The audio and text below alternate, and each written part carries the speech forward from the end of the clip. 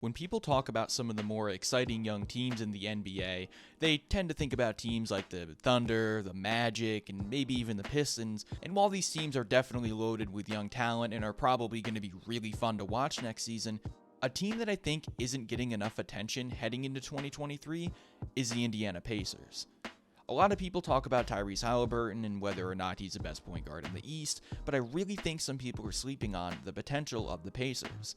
They won't blow anyone away and be a top 5 seed or anything, but I feel like there's a real chance that we see Indiana make the playoffs for the first time since 2020.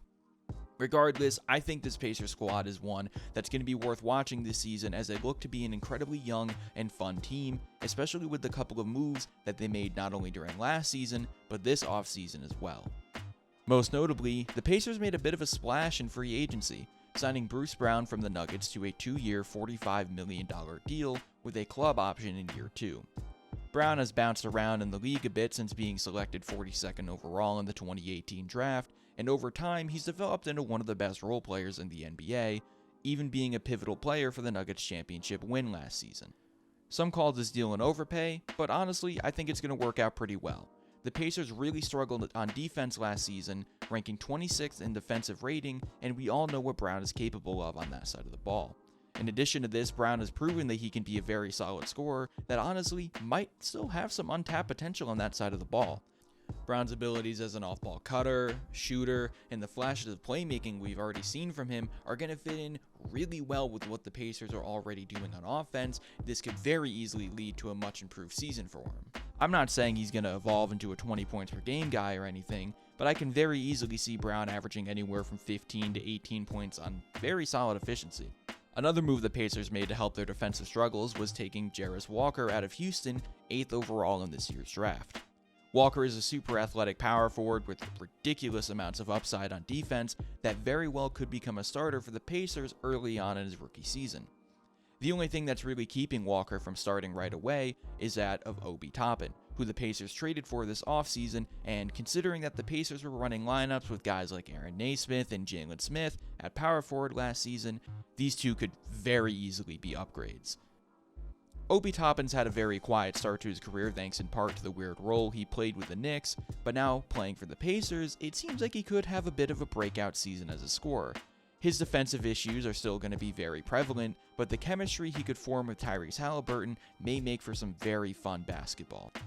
Toppin was drafted as what many thought could be an Amari Stoudemire-light type of player for the Knicks, however with a change in their timeline and Tom Thibodeau opting to use him as more of a spot-up shooter, we haven't seen him come anywhere close to this. Despite that, he's now playing for a Pacers team that ranked 5th in pace last season compared to the Knicks, who were 26th. This sort of speed could allow Toppin to flourish in fast break settings and the pick and roll, which we didn't really see him do often in New York. Personally, I think Jarace Walker should be the team starter at the beginning of the season due to his defensive capabilities, but in all honesty, it really just depends on what the Pacers are looking for at the position.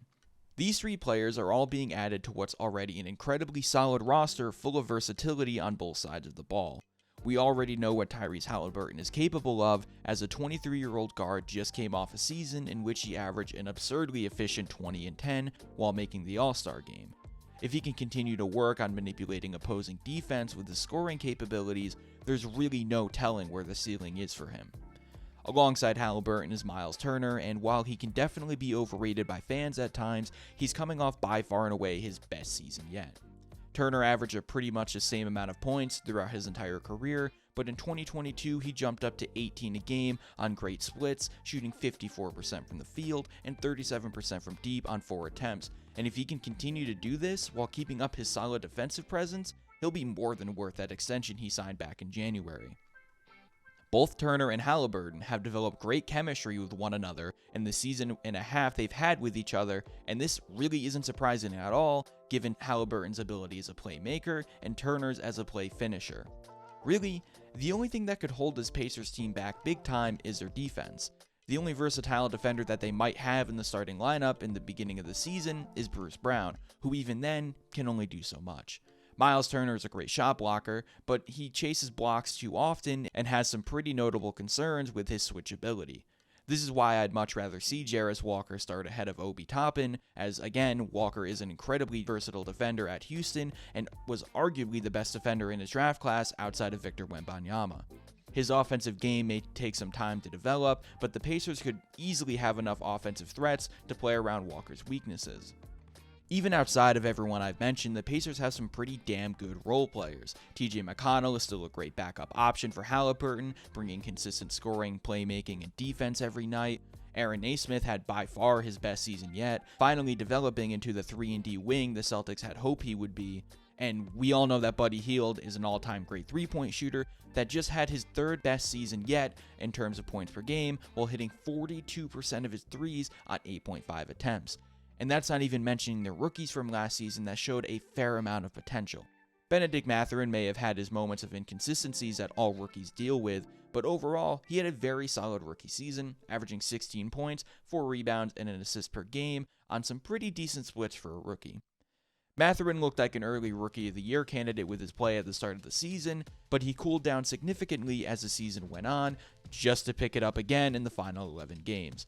I don't know if Mathurin will ever become a star for the Pacers, but it definitely seems like he'll, at the very least, develop into a very good offensive threat that will feed off of playmakers like Haliburton and McConnell. If he can continue to become more consistent, he'll make a massive difference for the Pacers. One of the more underrated rookies from last year's class was Andrew Nembhard, who was taken with the first pick in the second round, and in his rookie season started 63 games, which is very impressive for where he was picked, averaging 9 points, 2 rebounds, and 4 assists on very solid splits. While similar to Mathurin, Nembhard struggled with consistency throughout the season. He had several games in which he looked like a potential star for the Pacers. While I doubt he'll play as big of a role this season with the addition of Bruce Brown, Nembhard can still be a very nice role player for the Pacers coming off the bench alongside TJ McConnell. Now, how well do I think this Pacers team will do? It's honestly really tough to tell. While I think the offensive weapons his team has could be enough to push him into, at the very least, a play-in, their defensive struggles could very well hold them back. Bruce Brown and Jarace Walker are going to help on this side of the ball a ton, but will it be enough to make up for everyone else? There were some teams that made the postseason despite having bad defenses, like the Kings, who were third in the West despite having the 24th ranked defensive rating, but they did this by having arguably the best offense in the NBA. I think the Pacers could have a very good, maybe even great offense next season, but I don't know if it'll be enough to make up for their defensive issues.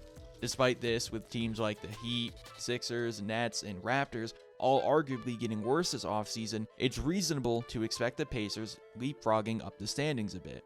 I mean, they were only 5 games out of the play-in last season, and when the improvements made, it seems anything less than the 10th seed would be a massive disappointment. Regardless, this Pacers team is going to be loads of fun to watch offensively. The connection Haliburton could form with guys like Jarace Walker and Obi Toppin, alongside the great shooting around him, could make for some incredibly creative offensive sets that has me excited to watch. Hopefully, we see guys like Nembhard, Mathurin, and Toppin continue to flesh out their games, because they could all be very important for the Pacers not only this season, but with their future interests as well.